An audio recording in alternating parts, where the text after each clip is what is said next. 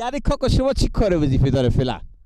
نه شما بگین که آفرین به تو جوان کرد باشه که خوش آمده بکنم بگو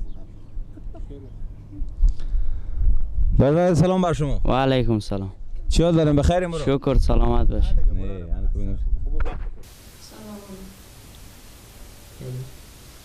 میگم گیلا از این همه خرا خسار شو برو به ما غریق خوا این نماد به تو کلاه نمیشه. نه از این نماد به تو کلاه نمیشه. از این نماد مرسل خب نفر چند میستنی؟ اچی؟ از همی که تو میری فالو میگنی 100 روپیه میدم 150 80 90 100 کمتر نمیدم.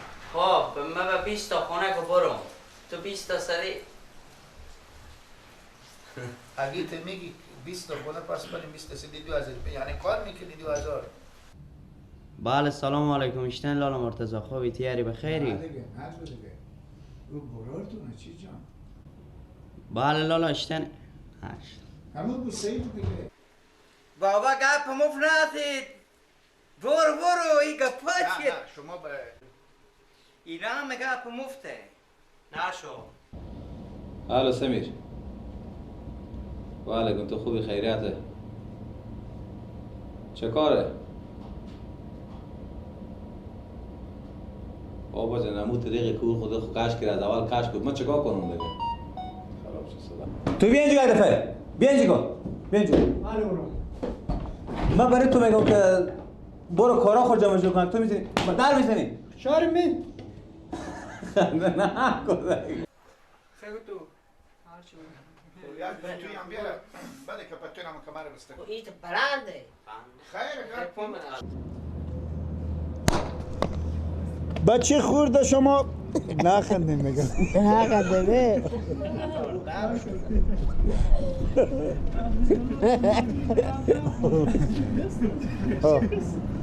این خوشوی که تازه 20 روز بعد بخیر نامزاددار میشه خدا با خدا برکه خدا دیدوش درسته؟ بله نشد دیگه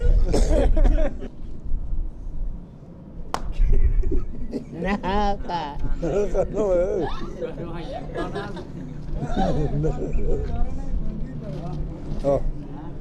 دودست دودست نه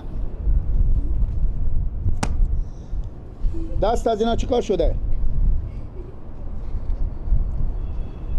دست ازی نخند دیگه ماما دیگه نخند صدت جنس کیم جنس کام تین فان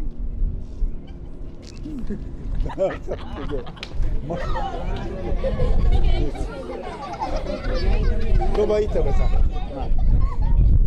این وامشه بگی دست